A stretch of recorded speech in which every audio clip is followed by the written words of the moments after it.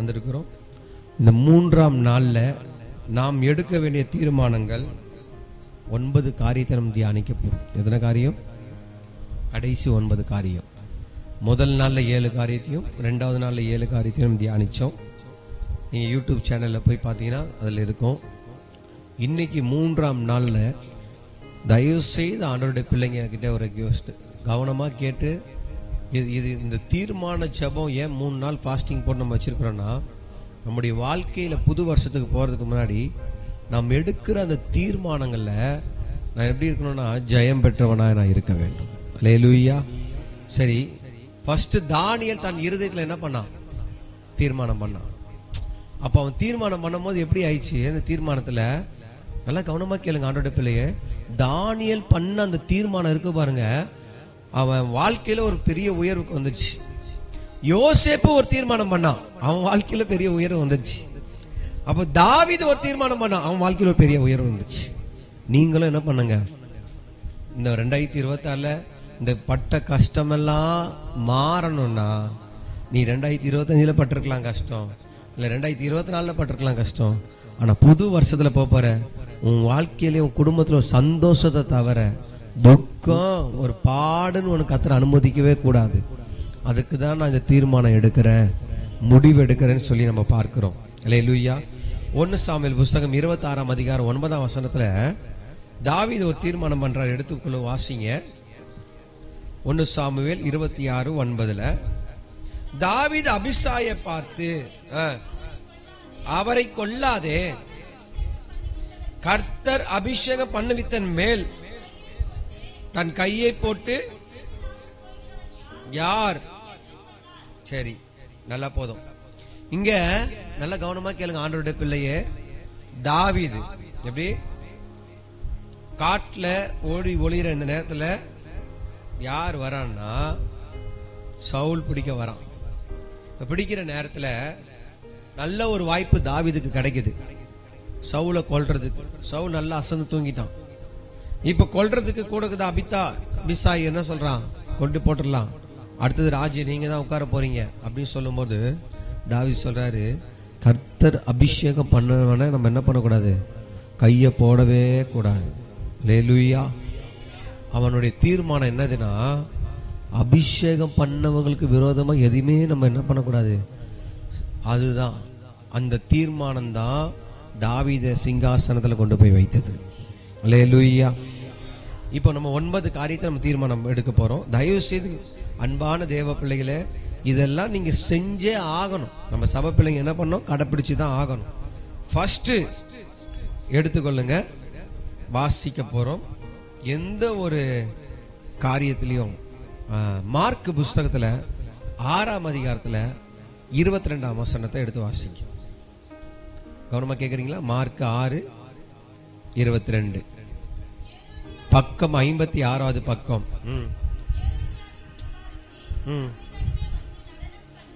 ஏரோதியாளின் குமாரத்தி சபை நடுவே வந்து நடனம் பண்ணி ஏரோதுவையும்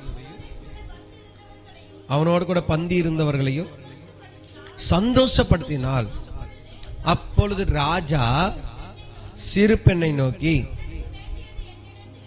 உனக்கு என்ன வேணுமோ என்கிட்ட கேளு, அத நான் உனக்கு தரேன் அப்படின்னு சொல்லிட்டான்.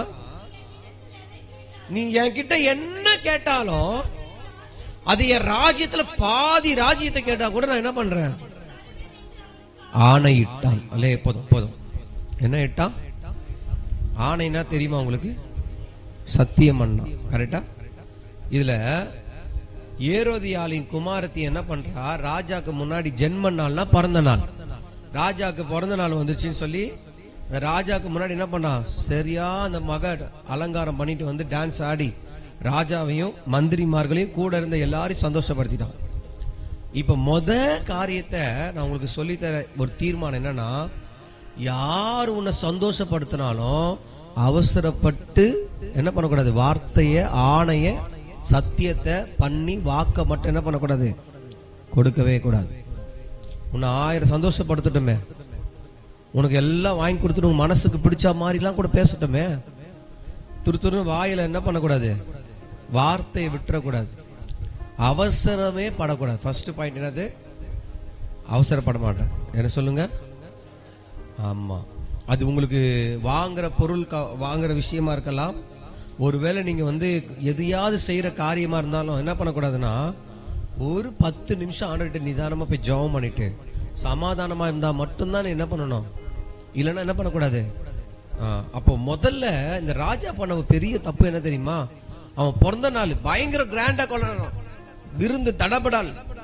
இவர் என்ன பண்ணிட்டாரு? சந்தோஷத்துல என் ராஜ்யத்தை பாதி கேட்டா கூட உனக்கு தரேன், நீ என்ன கேட்டாலும் தரேன். இந்த ஒரு வார்த்தை தான். என்ன கேட்டாலும் நீ என்ன கேட்டாலும் நான் உனக்கு தரமா அப்படின்னு ஒரு வார்த்தை விட்டுட்டார் ராஜா. இந்த வார்த்தைய அந்த பொண்ணுடைய அம்மா பிடிச்சுக்கிட்டு, இந்த பொண்ணுக்கு விரோதமா நீ செய்யறது தப்புன்னு சொன்ன யோவான் ஸ்தானங்களுடைய தலைய யார் கேட்கிறா? அந்த சின்ன பொண்ணுடைய ஏரோதியால் குமாரதி, அந்த ஏரோதியால் கேட்கிறா. ஏன்னா இவன் ஒரு முற்றுக்கட்டையா இருக்கான், பாவத்தை கண்டிச்சு சொல்லிட்டே இருக்கான். நீ அடுத்தவன் புருஷனை வச்சிருக்க தப்பு, இதெல்லாம் சொல்றதுனால அந்த பாச யோவான் சொல்றதுனால இவருக்கு பிடிக்கல. இவன் இருந்தா தானே இந்த மாதிரிலாம் பேசுவான், இவன் தலையே போயிடுச்சா எப்படி பேசுவான்னு சொல்லி பயங்கரமான ஒரு பிளான். இவர் என்ன பண்ணிட்டார்? இந்த பிளான் தெரியாம சந்தோஷம். ஒருத்தவங்க உங்ககிட்ட சந்தோஷப்படுத்துற மாதிரி ஏதாவது உங்களுக்கு பிடிச்ச மாதிரி செஞ்சாலோ வாங்கி கொடுத்தாலோ, நீங்க லைச்சு ஒரு இடம் வெளியே கூட கூட்டு போனா கூட உங்களுக்கு உங்ககிட்ட ஏதோ ஒருத்தங்க உங்களுக்கு தேவையில்லாத உங்களுக்கு செய்யணுமா? நான் கேட்கறேன். வீட்டுக்காரர் இருக்காரு, மனைவி இருக்கீங்க, எதுக்கு மூணாவது மனுஷன் உனக்கு செய்யணும்? சரி, அப்படி செய்யறதுக்கு ஒரு காரணம் இல்லாம செய்வாங்களா? ஏதோ உன்னை இது பண்ணா நீ சந்தோஷம் ஆயிடுவ, உன்னை வச்சு ஏதோ ஒரு பிளான் போட்டலான்னு சொல்லி ஏதோ ஒரு திட்டத்தை போட்டுறான். இதுதான் உண்மை. இதுதான் என்னது? உண்மை. அப்ப நல்லா உன்னை புரிஞ்சுக்கிங்க. நீங்க எடுக்க வேண்டிய தீர்மானம் இந்த வருஷம் முடிவிலே முடிக்கணும்.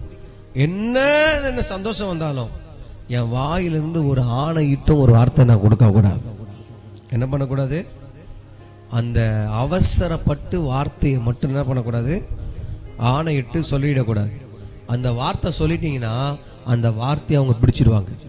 அது உன் வேலை ஸ்தலத்துல இருக்கலாம், இல்ல உன்னுடைய சொந்தக்காரங்களா இருக்கலாம், உன்னுடைய யார் நெருங்கினவங்களா இருக்கலாம்.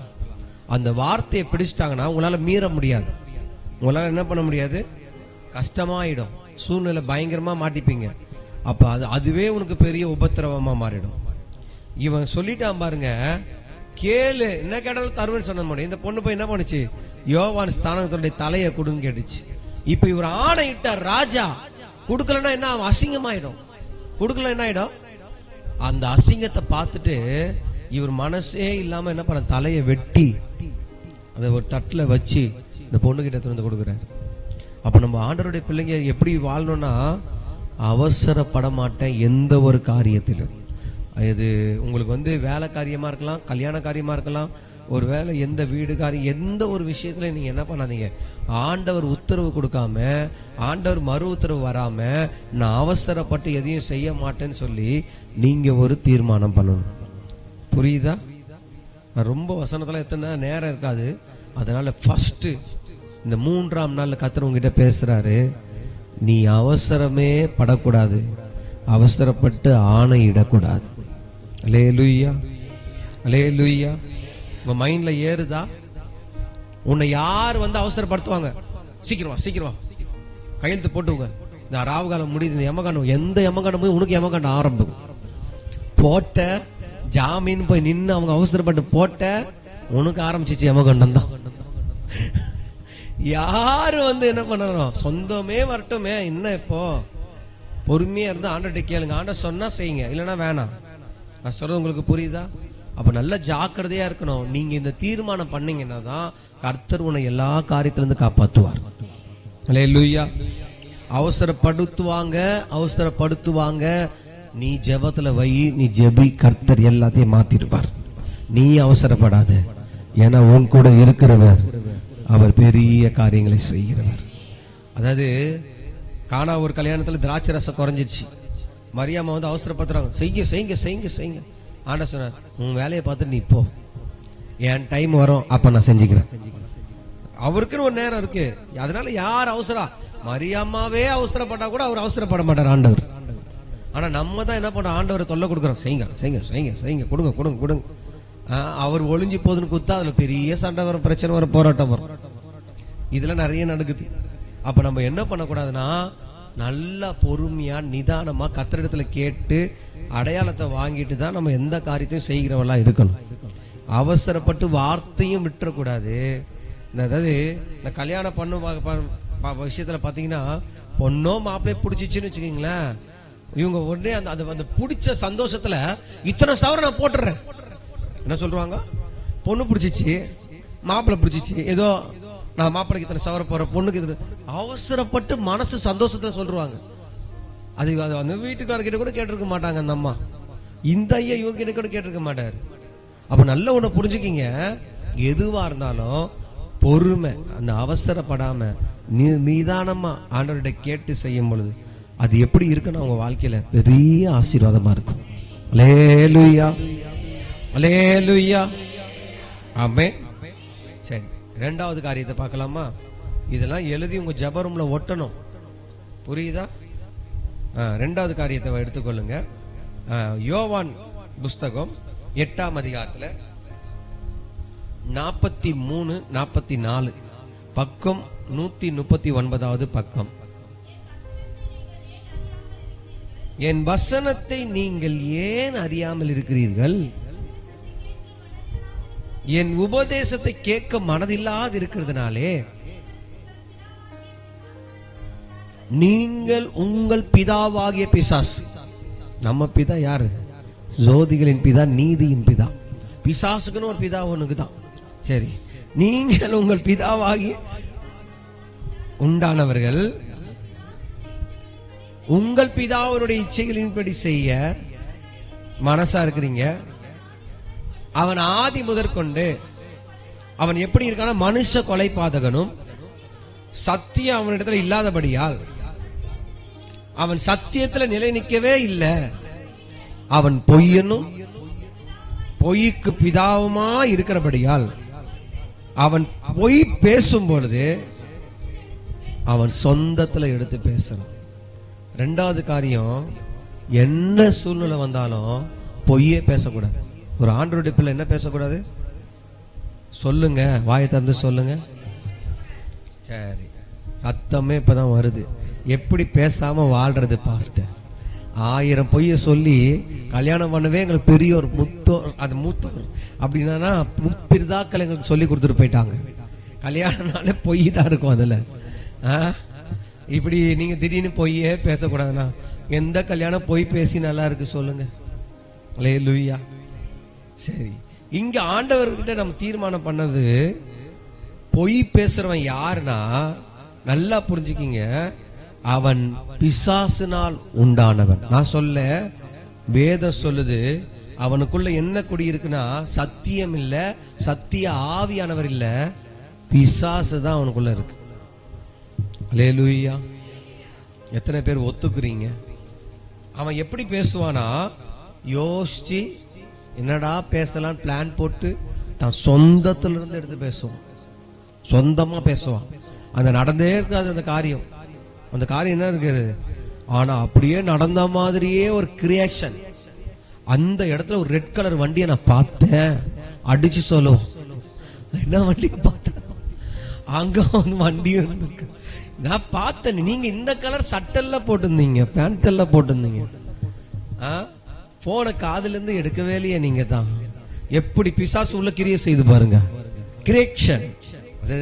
மைண்ட் எல்லாம் என்னது, அப்படியே சொந்தத்துல யோசிச்சு யோசிச்சு அது வந்து உண்மையிலே சொல்ல, அது தேவனால இல்ல, அவன் அந்த மனுஷன் யாரால் உண்டா இருக்கிறானா, வேதம் தெளிவா சொல்லுது, அவன் பிசாசினால் உண்டானவன். அல்லேலூயா. அட சொன்ன, பிசாசனுடைய கிரியை ஒண்ணு கூட என்கிட்ட இருக்க இல்ல. அவன் என் இடத்துல வரான், அவனுடைய ஒண்ணு கூட என்கிட்ட என்ன இல்ல, எது அவனுடைய கேரக்டர்ஸ் ஒண்ணு கூட என்கிட்ட இல்ல. நான் என் பரமபிதாவின் கேரக்டரோட அந்த சுவாபத்தோட நான் வாழ்கிறேன். அப்ப நல்ல ஒண்ணு புரிஞ்சுக்கிங்க ஆண்டவருடைய பிள்ளையே, இந்த பொய்ய உள்ள திணிக்கிறது யாருன்னா பிசாசானவன். இப்போ அந்த பொய்ய திணிக்கும் பொழுதே நீ ஒரு ஆண்டவருடைய பிள்ளைனா, பரிசுத்தாவி உனக்குள்ள இருந்தானா லைட் அடிப்பாரு, நிறுத்து. அவன் பொய்யா உனக்குள்ள யோசனையை கொடுக்குறான், நீ அதை யோசிச்சு கிரியேட் பண்ற, அப்ப எப்படி நான் உனக்குள்ள இருக்க முடியும், உன்னை ஆசீர்வதிக்க முடியும் அப்படின்னு ஆவியானவர் கரெக்டா ஒரு லைட்டிங் கொடுப்பார். அல்லேலூயா, ஆமென். அதை மீறியும் சில பேர் பண்றாங்க பாருங்க, யோசிக்கிறாங்க பாருங்க. அப்படியே அது எப்படி போனா தேவனுடைய நன்மையும் தேவனுடைய ஆசீர்வாதத்தை அப்படி கெடுத்துடும். இன்னைக்கு நம்ம ரெண்டாவது தீர்மானம் பண்ண வேண்டிய ரொம்ப முக்கியமான ஒரு விஷயம், நேரம் இல்லாதனால சீக்கிரமா போறேன். பொய்யே வாயிலிருந்து வரவே கூடாது. என்ன வரக்கூடாது? அப்ப மத்திய 5ஆம் அதிகாரத்துல அது என்ன சொல்லுது? 5:33 வரைக்கும் வாசிக்கலாம். அன்றியும் என்ன இடக்கூடாதான்? சத்தியம் பண்ணுறாங்க. ஐயோ, பொய்யிலேயே சத்தியம். பொய் ஆணையை எங்க செலுத்துற? நான் கர்த்தருக்கு முன்னாடி, சில பேருக்கு அங்க ஆண்டவருக்கு முன்னாடியே சத்தியமா பாஸ்டர், ஆமா அது அடிச்சு இங்க ஆண்டவர் இருக்காருங்க, அதனாலதான் நான் யார் பேசினாலும் இங்க சேர போட்டு உட்காந்து பேசுறது. அங்க பேசுறத விட ஆண்டவரை நீர் கேட்கிறீர், இது என்னத்தை பேசுறதுனோ ஆண்டவரை எனக்கு தெரியாது, நானா அறியாத சிறு பிள்ளை ஆண்டவரே, இது எல்லாம் நம்பி பேதையா இருக்கிற ஆண்டவரே. அப்போ அவங்க பேசும்போது எப்படி பேசுறாங்களா? சத்தியம் பண்ணி அப்படியே பேசுறாங்களாம். அது பேசும்போது என்ன வாசிங்க, அதுல அப்படியே வாசிங்க.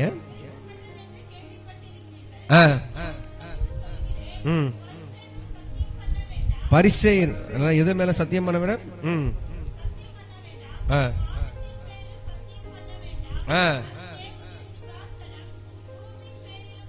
அதாவது நான் இப்ப சொல்லிடுறேன். பரிசேதம்னா சரீரம், சத்தியமா தலையில அடிச்சு பண்றீங்க பாருங்க. ரெண்டாவது, வானத்தின் பேர்ல சத்தியம் பண்ணாத, அது தேவனுடைய. பூமியின் மேல சத்தியம் பண்ணாத, அது அவருடைய பாதப்படி. எருசலேமின் மேல சத்தியம் பண்ணாத, ஆலயம் ஆண்டவர், அது மகாராஜாவினுடைய. உன் சிரசின் மேலே சத்தியம் பண்ணாத, அது ஒரு மயிரை கூட நீ என்ன பண்ண முடியாது, வெள்ளையும் மாத்த முடியாது, கருப்பா மாத்த முடியாது. அது ஆண்டவர் சொல்ற, உள்ளதனோ இல்லதுன்னு சொல்லு, இதற்கு மிஞ்சினது பாத்துக்கலாம். அல்லேலூயா, ஆமென். ஆண்டவர் தெளிவா சொல்றாரு, இங்க சத்தியம் ஓயாம வாயில வருதே. புது வருஷத்துல போற அந்த சத்தியத்தை நிறுத்து, வாயில அதை பேசுறத நிறுத்து. எதுக்கேத்தாலும் சத்தியமா, இதுல பிள்ளைங்களும் கூட சேர்ந்து சத்தியமா பாஸ்டர் என்கிட்ட அது தம்மத்தோடு சொல்லு, சத்தியமா நான் இது அம்மா பேசி என்னாச்சு, இதுக்கு அந்த ஆவி தொத்தினே வருது, அந்த பழக்கம் தொத்தினே வருது. அப்ப ஆண்டவர் சொல்றாரு, உள்ளது என்றும் இல்லைன்னு சொல்லு. நீ பல பொய்ய சொல்லி ஒரு நாள் கண்டிப்பா மாட்டிப்ப. பல நாள் திருட கண்டிப்பா மாட்டுவானா மாட்ட மாட்டானா? நீங்க சொல்லுங்க. மாட்டிக்கிட்டா எவ்வளவு அசிங்கங்க. நல்லா ஒண்ணு புரிஞ்சுக்கிங்க, கவனமா கேளுங்க. ஒரு மனுஷன் பொய்யே பேசி உடம்ப வளர்த்துட்டான்னு வச்சுக்கீங்களேன், சாவும் போது அவன் புழு பூத்து தான் சாவணும். தோத்திரம், உடம்பெல்லாம் புழு சொல்லுவாங்க. பொய் பேசுற புழுவுது பாரு, எப்படி புழுவுது பாரு, சாவும் புழுதான். வாமா, வாய் ஃபுல்லா புழுதான், உடம்பே புழுவா போயிடும். நான் என்ன சொல்றேன், மாத்திக்கங்க. இது ஒண்ணு நான் என்ன சொல்றேன், பழகிட்டீங்க, நீங்க என்ன பண்ணுங்க, மாத்துங்க. இப்ப மாறுறதுக்கு தான் இந்த தீர்மானம் எடுக்கிறோம். நம்ம அதுக்கு தான் வந்திருக்கோம். தீர்மானம் பண்றது தானே வந்திருக்கீங்க.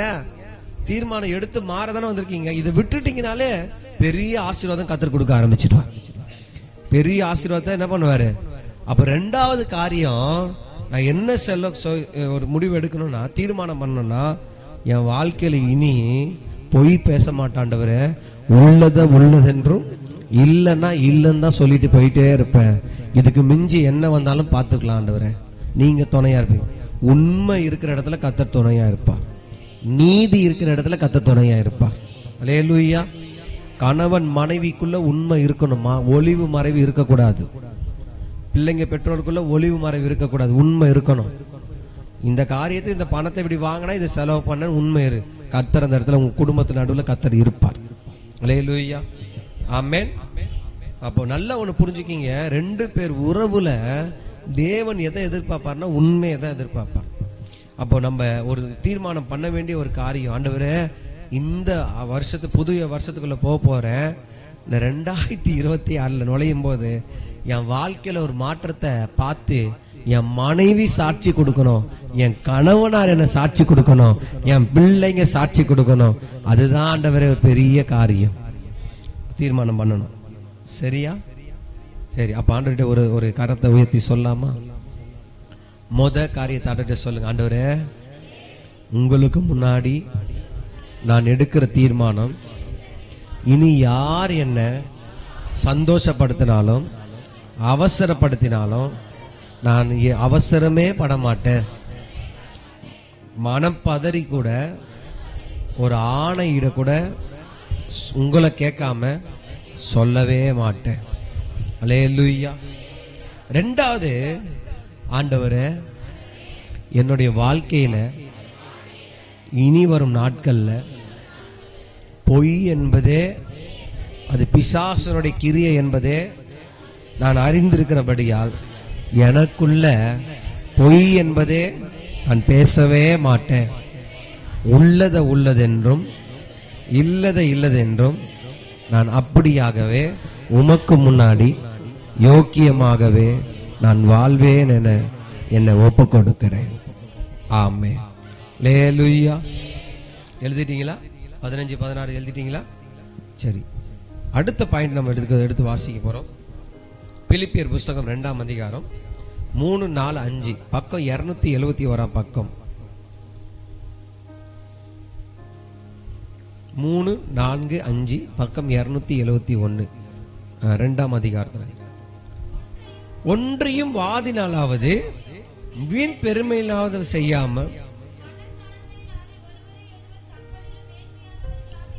ஒரு எப்படி செய்யக்கூடாதா? வீண் வாதினாவது பெருமையினாவது செய்யாம மனத்தாழ்மையா ஒருவரில் ஒருவர் தங்களிலும் மேன்மையானவர்களாக என்ன கடவர்கள்.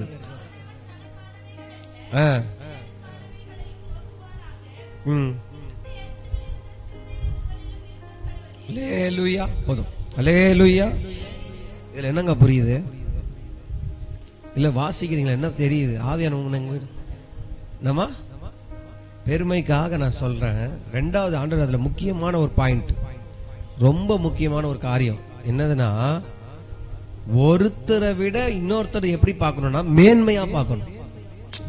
இப்போ நான் இந்த சகோதரியை பார்க்கறேன்னா, இவங்களை என்ன கம்பேர் பண்ணி இவங்களை பார்க்கும் போது, நான் இவங்க பெரிய பாஸ்டர், நான் என்ன பார்ப்பேன்னா இவங்க தேவ அபிஷேகம் பெற்றவங்க, இவங்க தான் பெரிய ஆளு அப்படின்னு நான் மேன்மையை பார்த்து என்ன நான் தாழ்த்தும். புரியுதா? மற்றவர்களை விட்டு கொடுக்கிற ஒரு மனப்பான்மை, விட்டு கொடுக்கிற ஒரு தன்மை. எனக்கு தான் எல்லாம் தெரியும், நான் தான் எல்லாம், அப்படி இல்ல.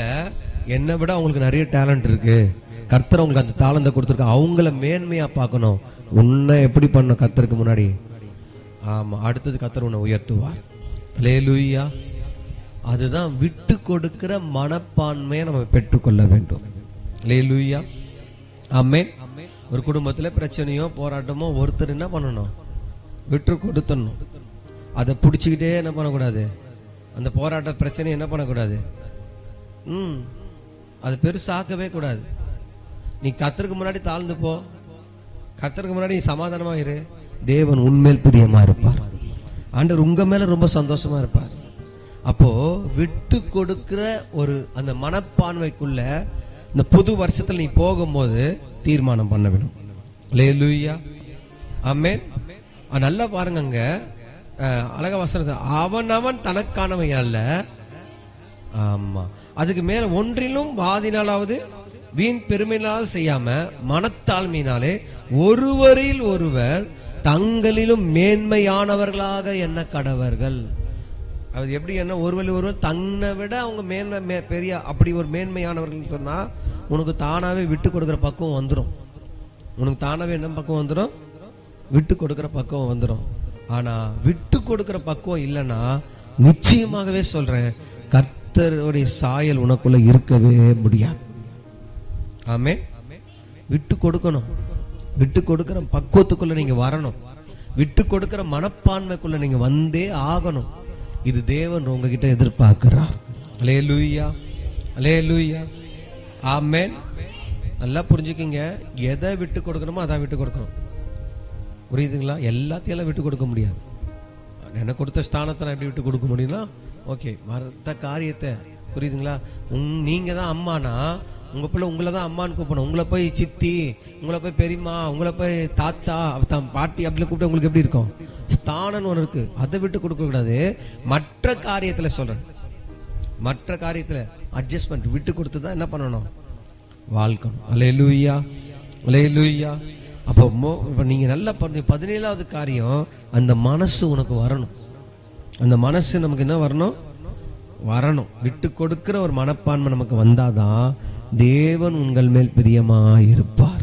அல்லேலூயா, அல்லேலூயா. கையை தூக்கி ஆண்ட சமுதிரம் சொல்லாமா? பிதாவே, உம்முடைய திருக்குமாரனாகிய இயேசுவின் நாமத்தினால் நான் விட்டு கொடுத்து, உமக்காக விட்டு கொடுத்து, பொறுமையோடு தாழ்மையோடு வாழ எனக்கு கிருபை செய்யுங்கப்பா, கிருபை செய்யுங்கப்பா. அல்லேலூயா, ஆமென். அடுத்த காரியம் சீக்கிரமா எடுத்து வாசிக்க. 4வது காரியம் 1 யோவான் புஸ்தகம் 2ஆம் அதிகாரம் 17-18.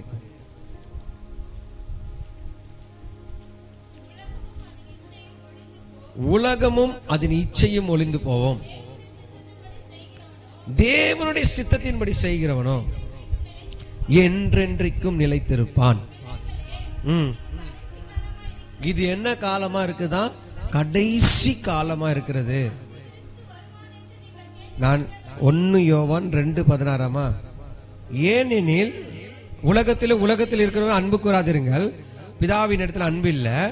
ஏனெனில் என்ன இது? மாம்சத்தின் இச்சையும் கண்களின் இச்சையும் ஜீவனத்தின் பெருமையும் உலகத்தில் உள்ளவைகள் எல்லாம் பிதாவினால் உண்டானவைகள் அல்ல.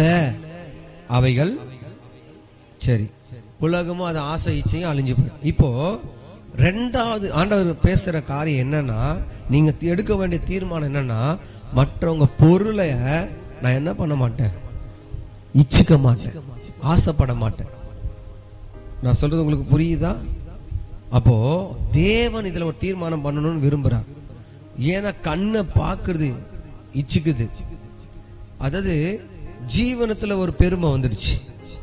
இது எல்லாம் எங்க இருக்குன்னா உலகத்துல உண்டானது, அது பிதாவின் இடத்துல உண்டானவைகள் அல்ல. உலகத்துல இருக்கிற நீ பாக்குறதுல ஒரு நாள் அழியும். இன்னைக்கு இந்த போன் நல்லா இருக்கும், நாளைக்கு இதே மடக்கிற போனா வரலாம், நாளைக்கு இவ்வளவு பெருசா வரலாம், எப்படி வேணா மாறலாம். பழைய காலத்துல நீங்க யோசிச்சிருப்பீங்க, இப்படி முட்டை டிவியே நல்லா இருக்கும், அதை வாங்குறதுக்கே எவ்வளவு ஆசைப்படுங்க.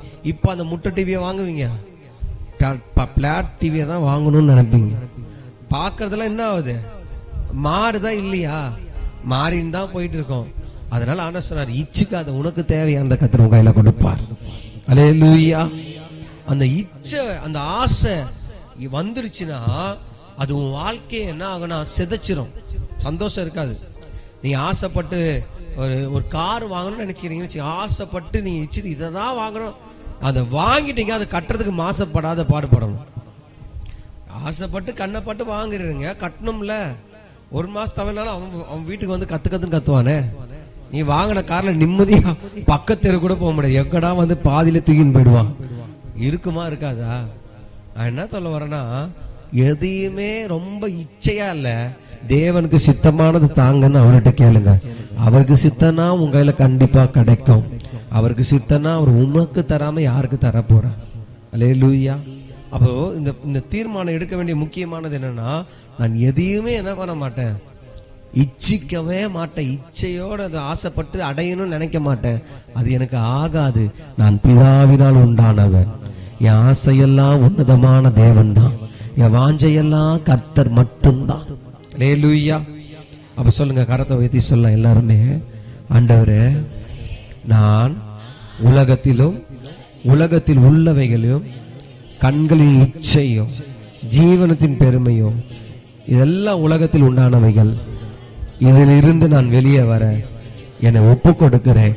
நான் தீர்மானம் பண்ணுகிறேன். என் தீர்மானத்தை பார்த்து என் தேவைகளை சந்திப்பீராக. இயேசுவின் நாமத்தில் பிதாவே, ஆமென். சரி, அடுத்த காரியம் சீக்கிரமா வாசிக்கலாம். சங்கீத புஸ்தகம் 39:7 எடுத்துக்கோங்க, சீக்கிரமா வாசிங்க. நான் ஒரு வசனம் தான் எடுத்து கொடுக்குறேன், நேரம் இல்லை. இப்பொழுதும் ஆண்டவரே, நீரே என் நம்பிக்கை. இப்பொழுதும் ஆண்டவரே நான் எதற்கு எதிர்பார்த்திருக்கிறேன்னா, நீரே, எல்லாம் சொல்லுங்க, சத்தமா சொல்லுங்க, நீரே என் நம்பிக்கை. அதாவது நீங்க ஒன்னே ஒண்ணுதான், யாரையுமே அது அளவுக்கு அதிகமா என்ன பண்ணிடாதீங்க, நம்பிடாதீங்க. என்ன பண்ணக்கூடாது? இவங்க தான் நம்ம கூட இருந்து எல்லாம் செய்வாங்க, அவங்க தான் உனக்கு பெரிய பிரச்சனையை கொடுப்பாங்க, நிம்மதியே கெடுப்பாங்க. அப்ப ஆண்டவர் சொல்றாரு, இந்த தாவீது சொல்றாரு, ஆண்டவரே இப்பொழுதும் என் நம்பிக்கை யாருன்னா நீர் மட்டும்தான் ஆண்டவரே. அல்லேலூயா. அப்போ நீங்க மனுஷனையே டிமாண்ட் பண்ணி அவங்களையே சார்ந்து அவங்களையே நம்பி வாழ்றதை விட கர்த்தர் மேல நீ நம்பிக்கையா இருந்தா நீ பாக்கியவான். ஆகாய்த்து பறவையை போஷிக்கிறவர் உன்னையும் போஷிப்பார். அல்லேலூயா. அப்ப நம்ம ஒரு தீர்மானம் பண்ண வேண்டியது என்னன்னா, நான் கர்த்தரை மட்டும்தான் நம்புவேன், நான் கர்த்தரை மட்டும்தான் நம்புவேன். மனுஷன் 1000 சொல்லலாம், 1000 பேசலாம், அவன் வார்த்தையெல்லாம் நான் நம்ப மாட்டேன். என் தேவன் எனக்கு கொடுத்த வார்த்தை நிச்சயமா நடக்கும். என் நம்பிக்கை என் தேவன் மட்டும்தான், என் நம்பிக்கை என் கர்த்தர் மட்டும்தான், என் நம்பிக்கை ஆண்டவர் மட்டும்தான். அவரை நம்புறேன்னா ஒரு நாள் வெட்கப்பட்டு போவதில்லை, ஒரு நாள் கைவிடப்படுவதில்லை. அவர் என்னை கைவிடவே மாட்டார். அப்போ இந்த 5வது, அதாவது 19வது பாயிண்ட்ல நான் சொல்ல வர்றது என்னன்னா, தேவன் எத்தனை 19 தானம்மா? அப்ப தேவன் நிச்சயமா நான் சொல்லுவேன், அவர் தான் நம்ம நம்பிக்கையா இருந்து வாழணும். எந்த சூழ்நிலை கர்த்தரை நம்புங்க, அவர் உன்னை கைவிடவே மாட்டார். வானமே இடிஞ்சு போட்டோமே, எல்லாமே வரட்டுமே, நீ அவரை நம்பி உட்கார்ந்து, கர்த்தர் உனக்கு காக்கா மூலமாவது உன் ஆகாரத்தை கொடுத்து போஷிக்க வல்லமை இல்லை. அல்லேலூயா. சில பேரு வச்சிருக்கிற வண்டியை அவ்வளவு நம்புவாங்க, வாகனத்தை நம்புவாங்க, கைவிடாது, அந்த வண்டி தான் பாதியில நின்றோம். ஆமா உண்மைதான், ஆமா மெக்கார் பண்ணோம். ஆனா கர்த்தரை நம்பு, கர்த்தர் மேலேயே நம்பிக்கையாரு, அவர் ஒரு நாள் உன்னை கைவிடவே மாட்டான். வருமானத்தை கூட நான் சொல்றேன், நல்லா சொல்றேன் கேளுங்க, இந்த வருமானம் வரும், இதை நம்பி கூட நீ வாழாத, என் கர்த்தரை நம்பி வாழு. கர்த்தர் உனக்கு வருமானத்தை 2 மடங்கு கொடுப்பா. நீ எட்டாத காரியத்தை கர்த்தர் செய்வா. ஒரு வேலையை கூட முழுசா நம்பி நீங்க ஜீவனம் பண்ணாதீங்க, அந்த வேலையை கொடுத்த கர்த்தரை நம்பி கூட வாழுங்க. புது வருஷத்துல உனக்கு வேலை மேல வேலை கர்த்தர் கொடுப்பா. கர்த்தர் பெரிய ஆசீர்வாதத்தை உனக்கு கையில கர்த்தர் கொடுப்பா.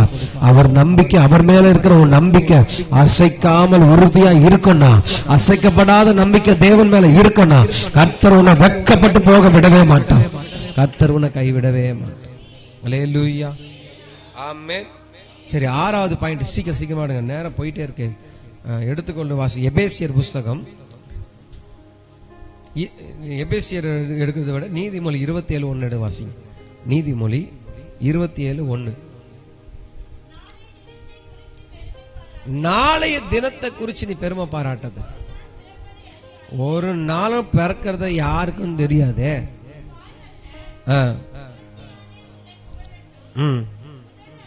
அந்நியனே போதும் போதும். ஒரு டைம், அதாவது நாள், ஒரு நாள் பிறப்பத அறியாம்.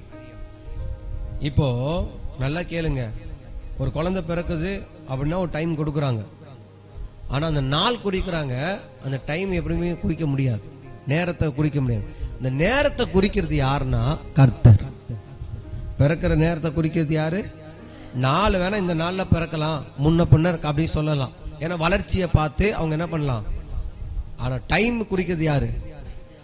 அப்போ நான் ஒரு தீர்மானம் பண்ண வேண்டியது என்னன்னா, டைமிங் கீப் அப் பண்றதுல சரியா இருக்கணும். என்னதுல என்ன நான் சொல்றது உங்களுக்கு புரியுதா? ஒரு வேலைக்கு போறீங்க, 1/2 hour லேட்டா போனா உங்களுக்கு என்ன சம்பளம் எக்ஸ்ட்ராவா தர போறான்? 1/2 hour லேட்டா போனா என்ன பண்ணுவான்? சம்பளத்தை குறைப்பான். கரெக்டா இல்லையா? ஆமா. சர்ச்சுக்கு மட்டும் உன் இஷ்டத்துக்கு வருவீங்க, உனக்கு ஆண்டவர் நிறைய ஆசீர்வாதம் கொடுக்கணுமா? நான் கேட்கறேன். இது உங்களுக்கு அசட்ட வேலை, பணம், அது உங்களுக்கு முக்கியம். இல்லைன்னா ஓப்பனா நம்மளதான் எல்லாரும் தான் கேட்கிறோம். அப்ப நல்லா ஒண்ணு புரிஞ்சுக்கிங்க, புதிய வருஷத்துல போற நீங்க இங்கன்னு இல்ல, எங்க போனாலும் சொன்ன டைமுக்கு சொன்ன நேரத்துக்கு நீ இருக்கணும். எப்படி இருக்கணும்? இந்த நேரத்துல நான் வருவேன், இந்த நேரத்துல நான் இருப்பேன், இந்த நேரத்துல. அதுதான் ஒரு மனுஷனுக்கு கண்ணியமும் ஆசீர்வாதமும். இந்த தூங்கி தூங்கி சோம்பேறி தானே பட்டுட்டு அந்த போக வேண்டிய டைமுக்கு போகாம போனா என்ன ஆகும்? உன்னுடைய ஆசீர்வாதம். ஒரு ட்ரெயின் புக் பண்றீங்க ஒரு ஊருக்கு போறதுக்கு, ட்ரெயின் ஒரு 12 மணிக்கு 1 மணிக்கு 2 மணிக்கு எடுக்கிறான். நீங்க எத்தனை மணிக்கு போவீங்க? நான் உங்களை தான் கேட்கறேன். 2 மணிக்கு போ ட்ரெயினுக்கு 12 மணிக்கே போய் ஒரு 2 ஹவர் முன்னாடி உட்கார்ந்து நிற்பீங்க. அதெல்லாம் உட்கார முடியும். ஏன்? விட்டா போயிடுச்சு பணம், விட்டா போயிடுச்சு ட்ரெயின், அவ்வளவுதான், ஊருக்கு போக முடியாது. அப்படித்தானே? அவர் ஃபிளைட்ல போனா கூட ஒரு 2 மணி நேரம் 3 மணி நேரம் முன்னாடியே போயிடுறீங்க. ஆண்டவருடைய பிள்ளைய, அதை விட இந்த இடம் பரலோகம் கொண்டு போற ஒரு ஃபிளைட் மாதிரி, பரலோகத்துக்கு போற ஒரு ட்ரெயில் மாதிரி. இந்த இடத்துக்கு நீ எப்படி வரணும்னா, முடிவு பண்ண வேண்டியது முக்கியமானது, ஆராதனைக்கு முன்னாடியே நீ உட்கார்ந்துருக்கணும். கர்த்தர் உன்னை பார்க்கணும். அது முன்னாடியே வந்த என் மகளை பார்த்து முன்னாடியே கர்த்தர் உன்னை ஆசீர்வதிக்க ஆரம்பிக்கணும். அல்லேலூயா. அப்ப புது வருஷத்துல நீங்க வேலைக்கு போறதா இருந்தா கூட, ஆண்டவர் இந்த நேரத்துல இருந்து இந்த நேரம் வரைக்கும் தான், இந்த டைம்ல தான் வேலைக்கு போ. அந்த நேரத்தை நீ என்ன பண்ணணும்? அசட்டை பண்ணக்கூடாது. அசட்டை பண்ண ஆசீர்வாதம் வருமா? வரவே வர. உங்களுக்கு எல்லாருக்கும் நமக்கு எல்லாருக்கும் தெரியும். அப்போ நல்லா ஒன்று புரிஞ்சுக்கிங்க. ஒரு பிள்ளை கூட டைமுக்கு ஸ்கூல்ல போனாதான் உள்ள கேட்ல சேர்க்கறாங்க. அதுக்கு மேலே போனா ஒரு பனிஷ்மெண்ட், வெளியே நிக்க வச்சு அடிச்சு, அதுக்கப்புறம் அவங்க பேரண்ட்ஸை வர வச்சு வார்னிங் கொடுத்து, அதுக்கப்புறம் தான் உள்ளேயே சேர்ப்பாங்க. அப்ப நல்லா புரிஞ்சுக்கிங்க, கரெக்டா தெரிஞ்சுக்கிங்க. ஆண்டோட பிள்ளை டைமிங்ல, அந்த நேரத்துல கடைபிடிக்கிற விஷயத்துல நான் எப்படி இருக்கணும்னா, பஞ்சுவாலிட்டியா கரெக்டா இருக்கணும். எத்தனை பேர் விரும்புறீங்க? எத்தனை பேர் சொல்றீங்க? எத்தனை பேர் சொல்றீங்க? எத்தனை பேர் தீர்மானம் பண்ண போறீங்க? அது ஆலயத்துக்கு வர்றதா இருக்கலாம், நீ வெளி வேலைக்கு போறதா இருக்கலாம், என்ன ஒரு காரியமா இருக்கலாம். அதுக்கு முன்னாடியே நீ கிளம்பி இங்க இருக்குது. ஒரு இடத்துக்கு போறீங்கன்னா ஒரு 5 நிமிஷம் முன்னாடி இருக்குது. நல்லதா கெட்டதா? ஒரு 10 நிமிஷம் அப்புறம் போயிட்டா என்ன ஆகும்? அது உங்களுக்கு வர வேண்டிய நன்மை என்ன ஆகும்? லேட்டா தான் வரும். அது மாதிரி உங்க வாழ்க்கையில இந்த பழக்கத்துக்கு வச்சுக்கோங்க. டைம் ரொம்ப முக்கியம். ஆண்டவரே நம்ம சரீரத்தை டைமா தான் சிருஷ்டித்திருக்கார். 8 மணிக்குள்ள ஒரு இன்சுலின் வயிற்றுல சுரக்கும்.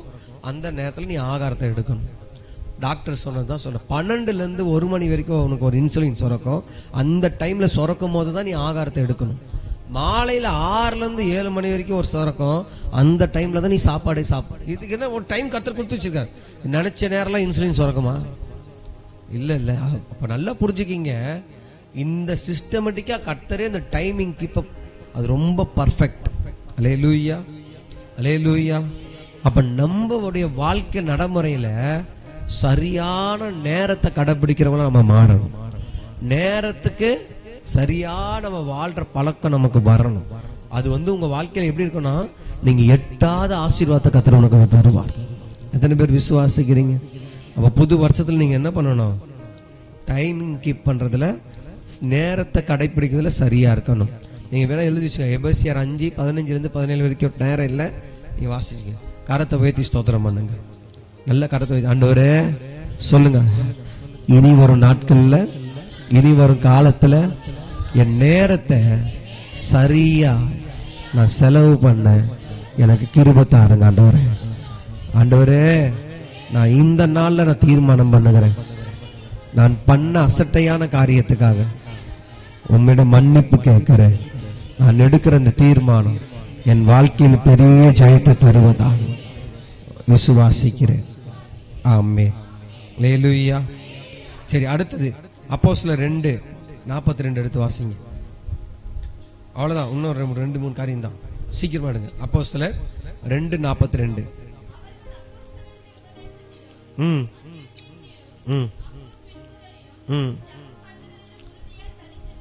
போதும். அவங்க அந்யோன்யம் என்ன, எதுல இருக்காங்க? அந்யோன்யத்துல உறுதியா தரித்திருக்கிறாங்க. எவ்வளவு அழகா சொல்லப்பட்டிருக்கு பாருங்க. 2:42. அவர்கள் அப்பம் பிட்டுதலையும் ஜபத்திலையும் அந்யோன்யத்திலும் எப்படி இருக்காங்க? நல்லா ஒண்ணு புரிஞ்சுக்கிங்க. நம்முடைய ஐக்கியம் புது வருஷத்துல, நம்முடைய ஐக்கியம் எப்படி இருக்கணும்? நம்முடைய ஐக்கியம் எப்படி இருக்கணும்? ஜெபிக்கிறவங்க கூட தான் இருக்கணும். யார் கூட உனக்கு ஐக்கியம் இருக்கு? யாரு கூட உங்களுக்கு ஐக்கியம் இருக்கு கொஞ்சம் யோசிச்சு பாருங்க. யார் உங்களுக்கு ஃப்ரெண்ட்ஷிப், ஐக்கியம், அந்த ஃப்ரெண்ட்ஷிப் எப்படி இருக்கு? நான் சொல்ல உங்களுக்கு புரியுதுங்களா? ஃப்ரெண்ட்ஷிப் எப்படி இருக்கு? உன் ஐக்கியம் எப்படி இருக்கணும்னா தேவனுடைய ஜெபிக்கிற பிள்ளைங்க கிட்ட தான் ஐக்கியம் இருக்கணும். அல்லேலூயா, அல்லேலூயா. அப்ப நம்ம கிட்ட எல்லாரும் வந்து பேசி பழகுறாங்கன்னா எல்லாருக்கிட்டையும் நம்ம பேசலாமே தவிர அவங்க கூட எல்லாம் எனக்கு ஐக்கியமா இருக்கணும்னு அவசியம் இருக்கக்கூடாது. அவங்க தப்பா சொல்லி தருவாங்க. என்னென்ன சொல்லி தருவாங்க? தேவையில்லாத காரியத்துல சொல்லி தருவாங்க. நீ அவன் கூட ஐக்கியம் வந்தா அவன் புத்தி தான் உனக்கு வரும். ஜெபிக்கிறவங்க வசனத்தையா சொல்லுவாங்க, அவங்க கூட ஐக்கியம் வந்தா நீ தேவனுடைய ஆசீர்வாதத்துக்கு பங்குள்ளவனதான் அந்த எண்ணம் உனக்கு வரும். அப்ப நல்லா உன்னை புரிஞ்சுக்க கர்த்தருடைய பிள்ளையே, இன்னைக்கு நீ தீர்மானம் எடுக்க வேண்டிய ஒரு பெரிய முக்கியமான காரியம், உன் ஐக்கியம் தேவனுடைய பிள்ளைகளோடு மட்டும்தான் இருக்கணும், சபையோட மட்டும்தான் இருக்கணும். அல்லேலூயா, அல்லேலூயா. ஊழியக்காரன் கூட ஐக்கியமா இருந்தா அந்த பங்கு உனக்கு வரும். துன்மார்க்கனோட ஐக்கியமா இருந்தா அவன் செய்யற தப்புக்கும் பங்கு உனக்கு வரும். அதாவது ஒரு தப்பு பண்ணிட்டான்னு வச்சுக்கீங்களேன், இவன் ஃப்ரெண்டு அவன் தப்பு பண்ணிட்டான், அவன் கூட இவன் பேசி பழகிறான், அவனை பிடிச்சிட்டு போயிட்டு அவன் போன் நம்பரை எடுத்து பாக்குறாங்க, இவன் யாருக்கு போன் பண்ணிக்கிறான், இப்ப இவனுக்கு போன் பண்ணிக்கிறான், இவன் தப்பே பண்ணல, ஆனா ஒரு ஃப்ரெண்ட்ஷிப் ஒரு ஐக்கியத்துல இருக்கான், உடனே இவனை பிடிச்சி தூக்கின்னு வந்துருவான். இது மாதிரி ஒண்ணு நடந்தது. இது மாதிரி அந்த பையன் நல்ல பையன், இந்த இவன் பழகினா பாருங்க அவன் ஃப்ரெண்டு, அவன் ஒருத்தனை வந்து சண்டை போட்டு அடிச்சு அடிதடி கேஸ் போய் ஸ்டேஷன்ல பிடிச்சிட்டு போயிட்டான். இவன் போன் எடுத்து பண்ண முடியும், அரை மணி நேரம் இவன் கிட்ட பேசியிருக்கான். முன்னாடி என்னடா அப்படிடா இப்படிடான்னு சொல்லி பேசியிருக்கான், நல்லா தான் பேசியிருக்கான். உடனே அவன் எல்லாம் கூத்து கலவானின்னு சொல்லி போலீஸ்காரன் என்ன பண்ண, வீடை பூந்து அந்த பையனை தூக்கி போய் ஸ்டேஷன்ல உட்கார வச்சுட்டாங்க.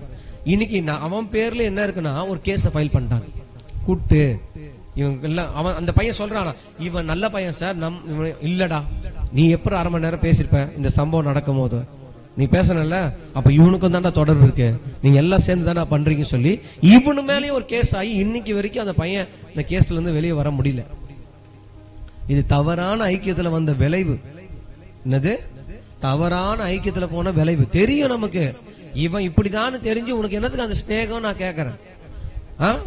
இது நல்ல ஐக்கியம் இல்ல, இவங்க நல்லது சொல்லி தரல, இப்படியாப்பட்ட ஐக்கியத்துல நான் இருக்கக்கூடாதுன்னு ஒரு ஆண்டவருடைய பிள்ளை தீர்மானம் பண்ண தேவையில்ல. இப்ப வந்து அழுது புலம்பு என்ன பிரயோஜனம்னா அவனுக்கு பாஸ்போர்ட் எடுக்க முடியல.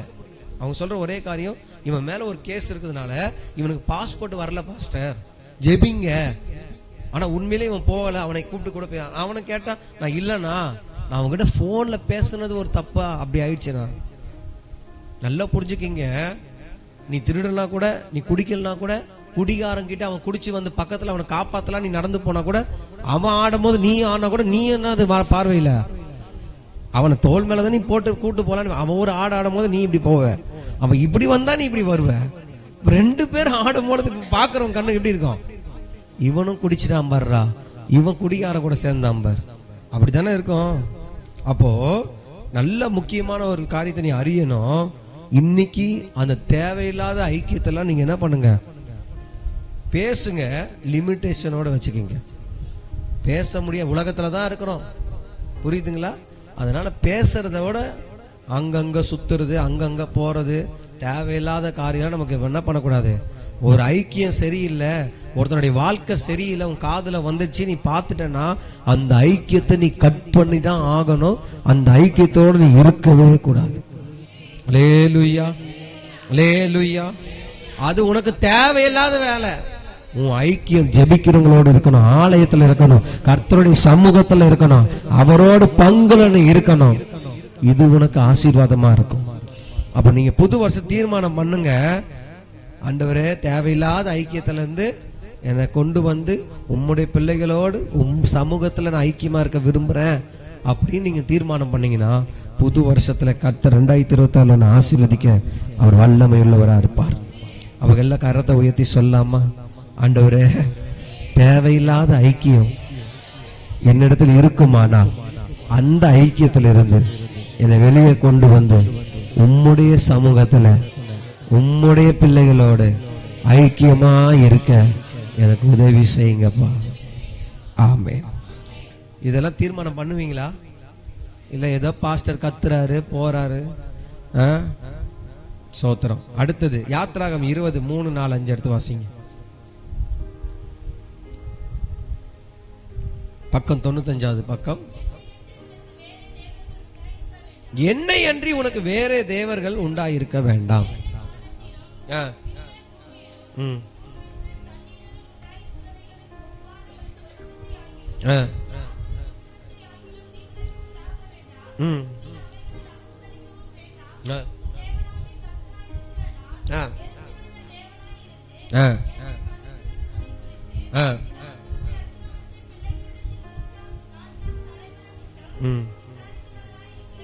ஆண்டவரே கவனமா கேளுங்க. இந்த ஒரு காரியம் நான் ஏற்கனவே சொன்ன, ஆண்டவருக்கு பிடிக்காத ஒரு பெரிய தப்பு காரியம் என்னது? எல்லாரும் சொல்ல, விக்கிரக ஆராதனை, வேசித்தனம், விபச்சாரம். இது 2 பாவத்தை தான் ஆண்டவர் ரொம்ப பிடிக்கவே பிடிக்காது.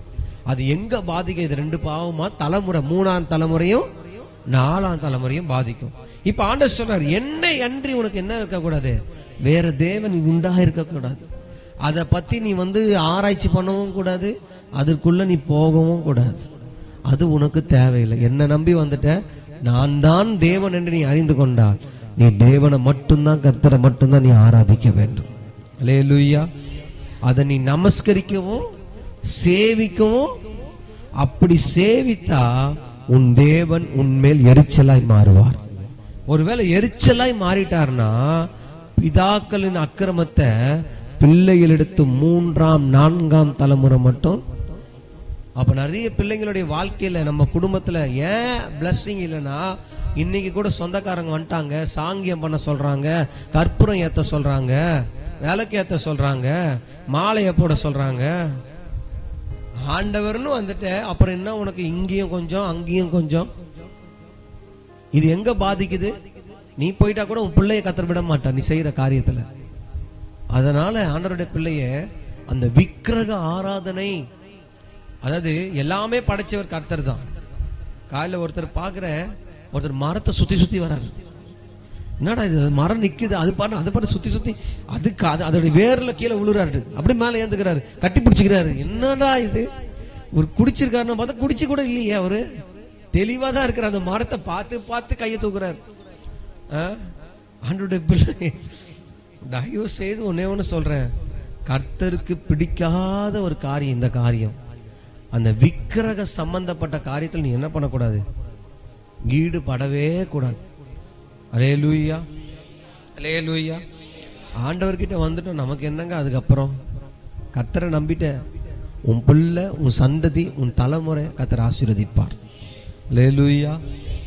இங்க ஆண்டவர் செய்யல, தாமதமாகுதுன்னா ஏதோ தாமதமாக பெஸ்ட்டை தருவார், அவ்வளவுதான். இங்க நடக்கல ஒன்றும் வேற இடத்துக்கு ஓடுறது, அது என்னதுங்க? இந்த பாய் கிட்ட போலாமா, இல்ல அங்க ஒருத்தர் ஒரு அம்மா இருக்கிறாங்க, அந்த அம்மா கிட்ட போலாமா? நீ எந்த அம்மா கிட்ட போ ரொம்ப பிரச்சனை தான் பெருசாகும். ஆண்டவர் நம்பி உட்காரு. ஆண்டவரே நீங்க சொன்னீங்க, அதை தான் செய்யறேன், அதை தான் நம்புறேன் அப்படின்னு அவர் பார்த்து பிடிச்சு உட்காந்துக்கும். இல்ல சொந்தக்காரங்க கோச்சிப்பாங்க, கோச்சின்னு போட்டு ஆண்டவர் கோபமா இருப்பாரு, அதுக்கு என்ன சொல்றேன்? அவங்க கோபம் இன்னைக்கு நாளைக்கு ஒன்னாயிடுவாங்க. ஆண்டவர் கோபத்துல நம்ம ஆளாயிட்டோம்னா எப்படி? ஆமா, ஆண்டவர் எப்படி எரிச்சல் உள்ள தேவன். அங்க போனவன அதை செய்யறது, இங்க வந்தவன இதை செய்யறது, இப்படியே இருந்தா எப்படிதான் சொல்லுங்க? கர்த்தர் ஒருவர் தான் தேவன். அவர் ஆவியானவராய் இருக்கிற கர்த்தர், அவர் பேசுகிற ஆண்டவராய் இருக்கிறவர். அவருக்கு சொரூபம் ஒன்று இல்லவே இல்லை, அவருக்கு ரூபம் ஒன்று இல்லவே இல்லை. அவர் கூடுகிற இடத்துல மகிமையா இறங்கி உன்னை நிரப்புகிறவர். அவர் கூடுகிற இடத்துல உன்னை ஆசீர்வதிக்கிறவர். அவர் வந்த இடத்துல அப்படியே உன் மேல அந்த பிரசன்னத்தினால் நிரப்பி அவருடைய பிள்ளையா உன்னை மாற்றுகிறவர். இதோ அது உன் சந்ததியை கர்த்தர் ஆசீர்வதிப்பார், உன் தலைமுறையை கர்த்தர் ஆசீர்வதிப்பார். அல்லேலூயா. ஆண்டவரை விட்டு எங்கெங்க போக முடியும் சொல்லுங்க? அப்ப இந்த காரியத்துல நான் எப்படி இருக்கணும்னா ஜாக்கிரதையா இருக்கணும். எப்படி இருக்கணும்? அல்லேலூயா. நீ தாராளமா நீங்க ஃபங்க்ஷன்லாம் போக கூடாது நான் சொல்லல, போயிட்டு எதுவுமே செய்யாதீங்க தான் நான் சொல்றேன். இருங்க, மனுஷன்லாம் தேவைதான். அந்த இடத்துல இருந்தா கூட அவங்க உங்க கையில கற்பூரம் ஏத்த சொல்லி, அதை தூக்கி இங்க போட சொல்லி, அதை கட்டுன்னு சொல்லி, இதெல்லாம் எதுவுமே செய்யாதீங்க. என்ன பண்ணாதீங்க. நீங்க ஒரே வார்த்தை சொல்லுங்க, இது செஞ்சா என் ஆண்டவருக்கு பிடிக்காது, அது உங்களுக்கு தப்பா பாதிப்பா இட போகுது சொல்லுங்க. அவங்களுக்கு பாதிப்புனா ஒண்ணு பேசவே மாட்டாங்க. உங்களுக்கு எதனா ஆயிட சொல்லி பாருங்களேன், ஐயோ நீ செய்யாதீங்க, நீ வந்ததே ஸ்தோத்திரம். ஆமா, இப்படி பேசிருங்க. அவங்க அமைதியாயிடுவாங்க. அல்லேலூயா, அல்லேலூயா, ஆமென். அடுத்தது கடைசியா நம்ம எல்லாம் எழுந்து நிற்போமோ முழங்கால் போடுமோ உங்க விருப்பம். இந்த 2 காரியத்தை மட்டும் நம்ம இப்ப நல்லா ஜெபிக்க போறோம். விக்கிரக ஆராதனையும் இந்த வேசித்தன விபச்சார சோம்பேறித்தனத்துல இருந்து கர்த்தர் விடுதலையாக்குவார். சரி, நீதிமொழி புஸ்தகம் 3ஆம் அதிகாரம் 4ஆம் வசனம். நீதிமொழி 3:4 ரொம்ப முக்கியமான பாயிண்ட்.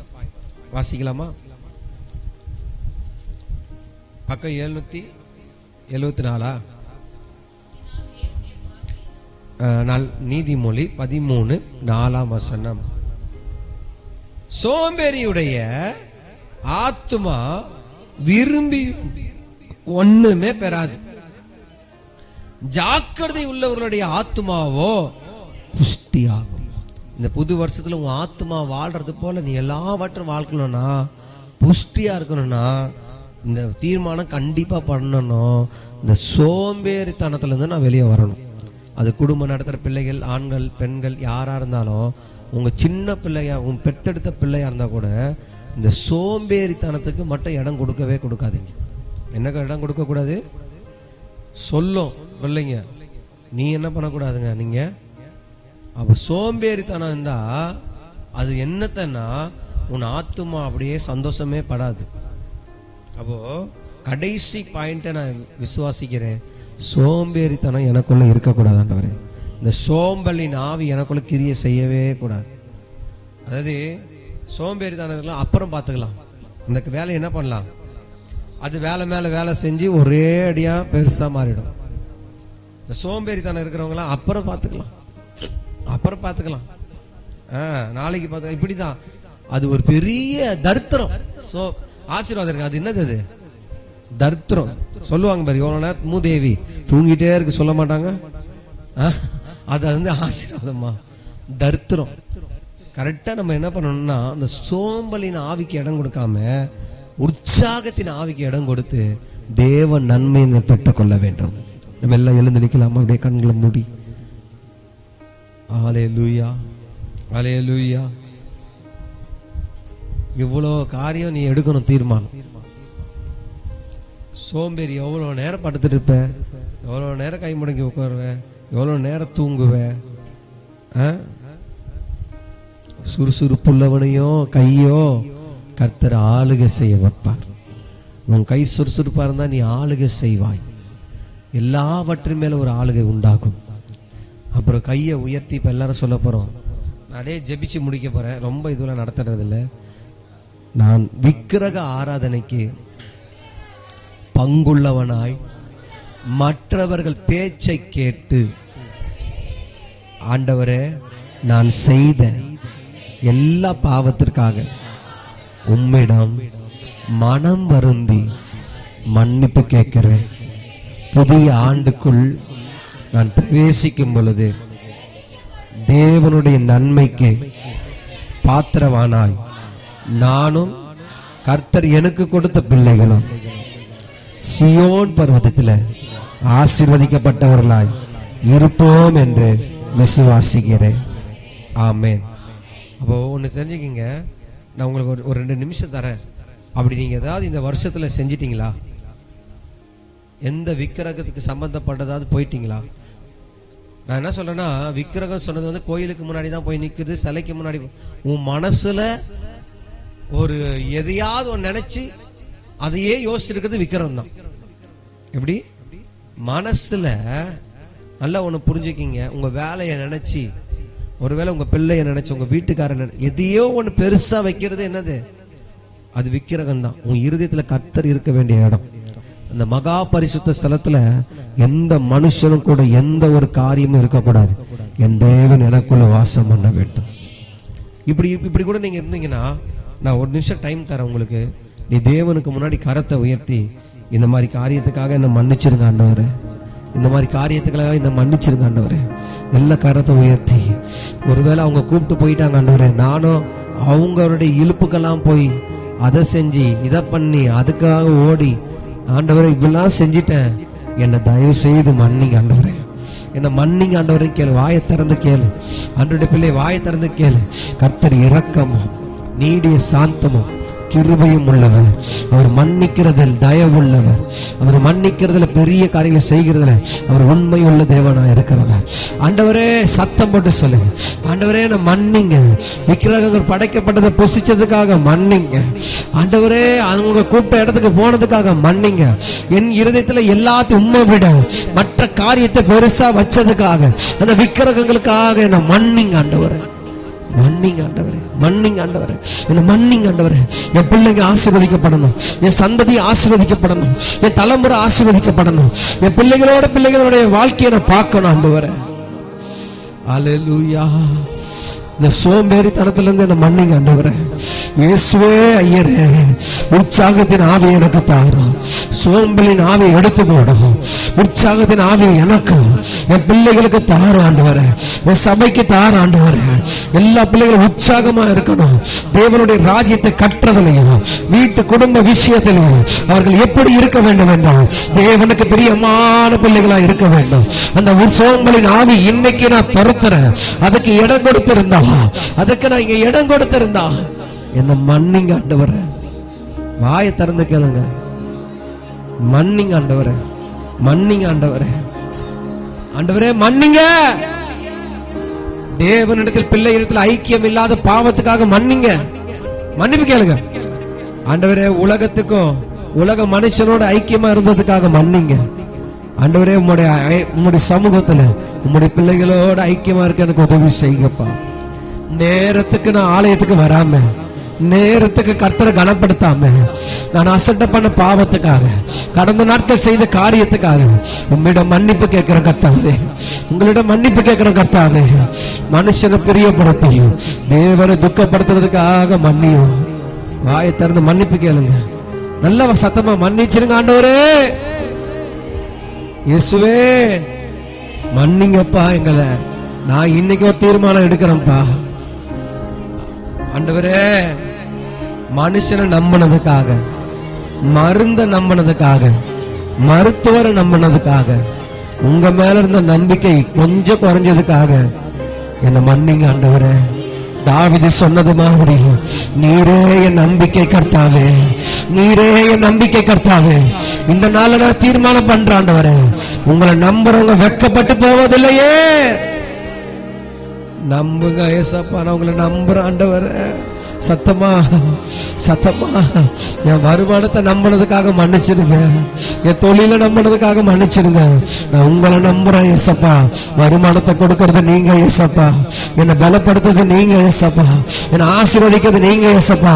இனி எந்த மனுஷனை நம்ப மாட்டாண்டவரு, கர்த்தரை நம்புறபடியோ அவர் எனக்கு எல்லாம் செய்து முடிப்பார், எனக்காக யாவை செய்து முடிப்பார் விசுவாசிக்கிறேன் ஆண்டவரே.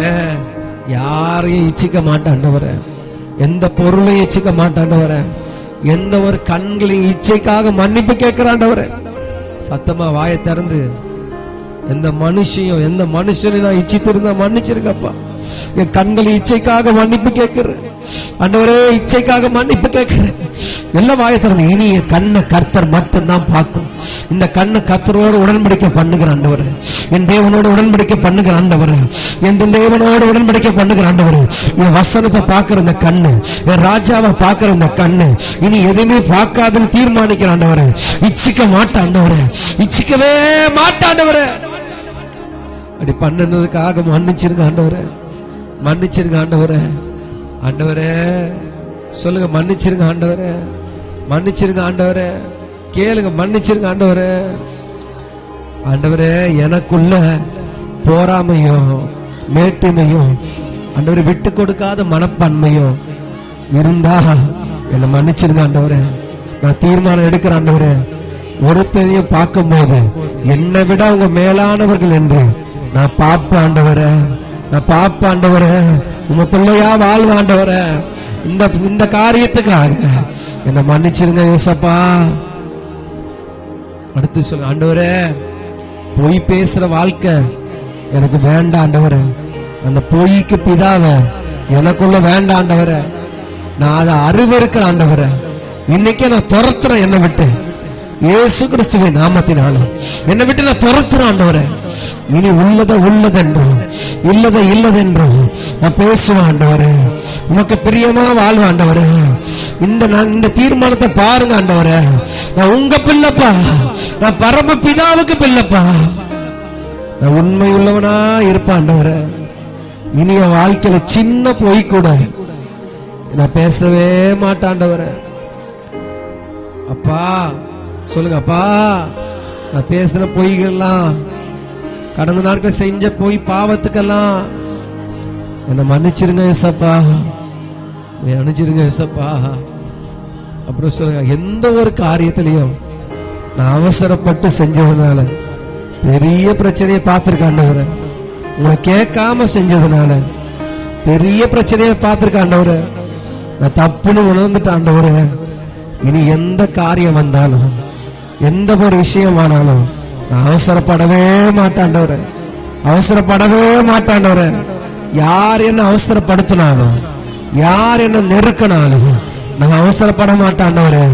நீர் விரும்புறபடியே நான் செய்வாண்டவரே, நீ விரும்புறபடியே நான் நடப்பாண்டவரே. இந்த 3ஆம் நாள் இந்த 9 தீர்மானம் அல்லது மொத்தம் 23 தீர்மானத்தையும் நாங்க ஏறெடுக்கிறோம் கர்த்தாவே. இந்த தீர்மானத்தை எல்லாம் உறுதியா நிக்க, அந்த தீர்மானத்தின்படி வாழ எங்களை முற்றும் முடிய ஒப்பு கொடுக்கிறேன். வந்த பிள்ளைகளையும் நினைச்சு, இந்த பிள்ளைகளோட சந்ததி, பிள்ளைகள் எல்லாம் ஆசீர்வாதமா இருக்கட்டும். எல்லாம் தரித்திரம், சாபம் எல்லாம் ஒளிஞ்சு போகட்டும். கர்த்தரால் நாங்கள் ஆசீர்வதிக்கப்பட்ட பிள்ளைகளாய், புதிய வருடத்துல நன்மையும் கிருபையோடு எங்களை பெற்றுக்கொள்ளுகிற பிள்ளைகளாய் எங்களை ஒப்பு கொடுத்து ஆசீர்வதிக்கிறேன்.